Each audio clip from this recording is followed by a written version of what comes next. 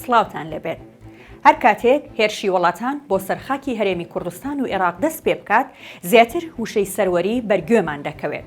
هەمووان داوای پاراستنی دەکەن، بەڵام ئەوانەی پێشێلی دەکەن گوێ پێ نادەن. هێرش و کاردانەوەکانی ساڵانی ڕابردوو سەلمێنەری ئەو ڕاستیان. دوێنێ ئێران جارێکی دیکە بە موشک و درۆن هێرشی کردا سەر کۆیا، زەرگێز و دەڤەری سیدەکان. لەسەر ئەستی ناوخۆ و دەرەوە ئیدانەکرا. ئەمریکا، فەڕەنسا، بەریتانیا، چەندین وڵاتی دیکەی ئەوروپی و عەرەبی بە دەستدرێژی و پێشێلکردنی سەروەری خاکی عێراق ناویان هێنا. لە مادەی یەکەمی دەستوری عێراقدا باز لە سەروەری عێراق دەکات. لەسەر ئاستی نێودەوڵەتیش دانی پێدانراوە. سەروەری وڵات یەکێکە لە بنەما و کۆڵەکە گرنگەکانی هەر دەوڵەتێک کە کۆمەڵی نێودەوڵەتی لەسەر ئەو بنەمایە مامەڵە لەگەر هەر وڵاتێک دەکات. بە گوێرەی ئەو یاسا و ڕێسایانەی نەتەوەیە گرتوەکان لە پەیماننامەکانیدا دایڕشتووە.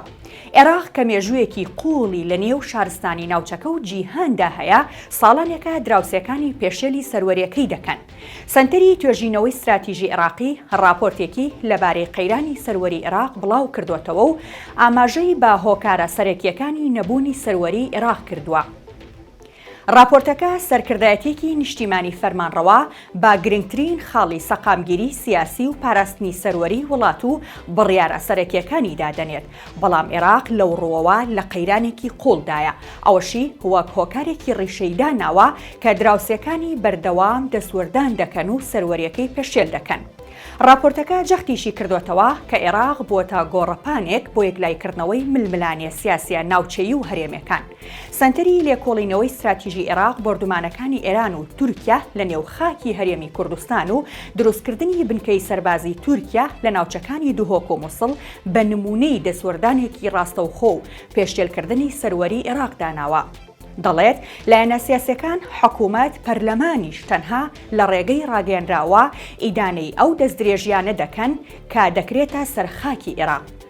کۆتایی مانگی ئەیلول ئێران هێرشی موشکی کردا سەر ناوەندی شارەکان. پێشەواش هەولێری پایتەختی بۆردومان کرد.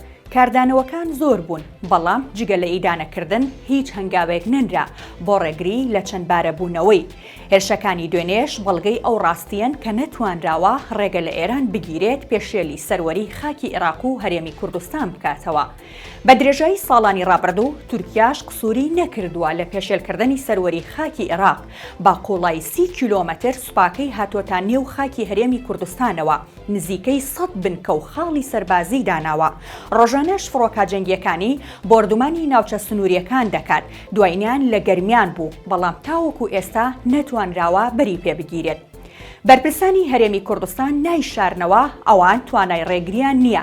دوێنێ نێچیروان بارزانی سەرۆکی هەرێمی کوردستان داوای پاراستنی سەروەری خاکەکەی لە بەرپرسانی حکوومەتی عێراق کردووە. ئەم دۆخەی هەرێمی کوردستان بۆ عێراقیش بە هەمان شێوەیە. لە دوای شەڕی داعشەوە تورکیا بنکەی سەربازی لە باشێکی سنووری نینەوە جێگیر کردووە. سەرباری داواکردن بۆ چۆڵکردن و تەنانەت موشکبارانکردنیشی، بەڵام تورکیا ئامادە نییە چۆڵی بکات. وێنەکە تاوەکو لای عێراقیەکان بەو شێوەیە بێت، تورکیا و ئێران بەردەوامن لە سنووربەزاندنی. بەرپرسانی عێراقیش بە کردەیی دەستەوسانن. ئاسوودە بن.